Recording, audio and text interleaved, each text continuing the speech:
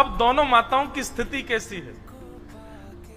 यशोदा मैया तो पूछ रही है, बोले लाला तो कहाँ है गो, हैं तू ऐसे गुम सुम सो काई को बैठो है, ना कछु बोल रो है, ना कछु कर रो है, ना उछल रो है, ना कूद रो है, मक्खन खाएगो? अब राम जी बेचारे बोले गर्दन काई को हिला रो है, बोले चोना है हमको नहीं खाना है। जी कौन सी भाषा लाला? तू तो ब्रज भाषा बोले, ये तेरी ब्रज भाषा तो है ना लाला, तू बोल का रो है? अरे वो कौशल्या को छोरा आयो राम, बातें सीख गयो क्या, या भाषा है? राम जी चुपचाप बैठे, अब क्या करें?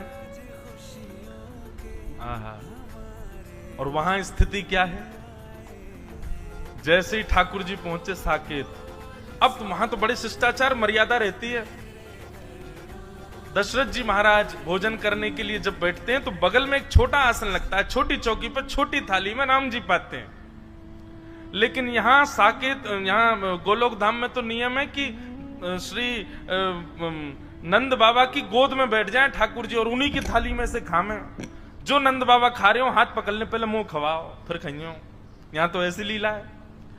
अब वहां दशरथ जी ने कहा, आओ राघव आइए बैठिए, प्रसाद पाते हैं साथ में मिलके।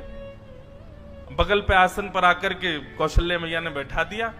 ठाकुर जी बोले, जे कहा है भैया ये आसन पे मैं तो कभी बैठो ना हूं। तुरंत चढ़ गए और दशरथ जी की गोद में बैठ गए और गोद में बैठ करके वहीं बैठ गए। वहीं प्रेम, दशरथ जी को भी बड़ा प्रेम लगा। अरे देखो कौशल्या, आज राम गोद में बैठ गए मेरी, शायद इनका भाव है कि गोद में बैठ के पाएंगे। अब तो महाराज ये तो बड़े आश्चर्य की बात थी साकेत धाम के लिए। सब लोग आ करके देख रहे हैं और देख करके दूर से ही बलैया ले रहे हैं। आहा, आज राम जी का कैसा प्रेम उमड़ा है अपने पिताजी के ऊपर। अब दशरथ जी खा रहे हैं और बीच बीच में बड़े शिष्टाचार से खवा रहे हैं ठाकुर जी को। ठाकुर जी के मुंह में उंगली जाए सो उंगली काट जाए दशरथ जी की। दशरथ जी की है, बोले राघव ऐसे नहीं करते, आपने काट क्यों लिया? इतने में तो ठाकुर जी ने कड़ी ली और कड़ी लेके दशरथ जी की दाढ़ी पे लगा दी, खीर लेके माथे पे लगा दियो, पूरे मुंह पे सब मक्खन आदि पोत करके और अपनी जीभ निकाल के उनके गाल चाट गए। दशरथ जी बोले, ये कौशल्या ये क्या हो गया?